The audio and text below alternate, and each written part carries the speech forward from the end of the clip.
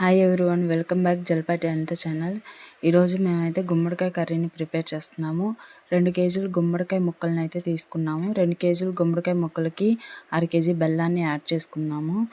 1/2 KG బెల్లం సరిపోతే sweet ఎక్కువ తినాలి అనుకున్న వాళ్ళైతే బెల్లం ఇంకొంచెం యాడ్ చేసుకోవచ్చండి. మేమైతే 1/2 కేజీ బెల్లం యాడ్ చేసాము. 1/2 కేజీ బెల్లం యాడ్ చేసిన తర్వాత కొంచెం సాల్ట్, కొంచెం కారం యాడ్ చేసాము. అన్నంలో రైస్లో తినాలనుకున్న వాళ్ళైతే తాలింపు వేసేసుకోవచ్చు. కానీ మేము ముక్కలు తినాలనుకుంటున్నాం కాబట్టి మేము ఇలా చేసుకుంటున్నాము, ఇలా ప్రిపేర్ చేసుకుంటున్నాము. మధ్య మధ్యలో ఇలా ఎగరేసుకుంటూ ఉండాలి.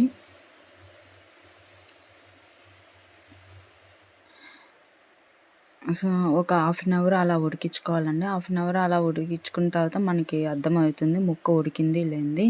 ముక్కకి బెల్లం అంతా పట్టేస్తుంది అనమాట. మూత పెట్టేసుకొని ఒక హాఫ్ అన్ అవర్ ఉడికించుకుందాం. మధ్య మధ్యలో ఇలా ఎగరేసుకుంటూ ఉంటుంటే సరిపోతుంది. గంట పెట్టి తిప్పితే ముక్క చితుకుతుంది కాబట్టి అలా ఎగరేసుకోవాలి. ఇలా ఉడికిన తర్వాత బెల్లం అంతా ముక్కకు పట్టేసిన తర్వాత మనము ఒక ముక్క తిని చూస్తే మనకు అర్థమవుతుంది. గులాబ్ జామ్ లాగా చాలా బాగుందండి. గుమ్మడికాయ కర్రీ చాలా ఈజీగా సింపుల్గా ప్రిపేర్ చేసుకోవచ్చు. మీరు ఒకసారి ట్రై చేయండి ఇలా గుమ్మడికాయ కర్రీని. మేమైతే మళ్ళీ పాల తలకలు రెసిపీ అయితే ప్రిపేర్ చేస్తున్నాము. ఇలా ఒక తెపాల్లో వాటర్ పెట్టేసుకొని వాటర్ అంతా బాయిల్ అయిన తర్వాత పిండి ముద్దలు 3 ముద్దలుగా తయారు చేసుకున్నాము. ఇవైతే బియ్యపు పిండి, బెల్లం వేసి వాటర్తో కలిపేసి ముద్దలు పెద్ద పెద్ద ముద్దలుగా తయారు చేసుకొని, ఇదైతే దీన్ని మూకిడి అంటారు. ఈ మూకిల్లో ఆ పిండి పెట్టేసి మనం అలా ప్రెస్ చేస్తూ ఉంటుంటే ఆ మూకిల్లోంచి పాల తలకలు అనేవి ఆ వాటర్లో పడుతూ ఉంటాయి అన్నమాట.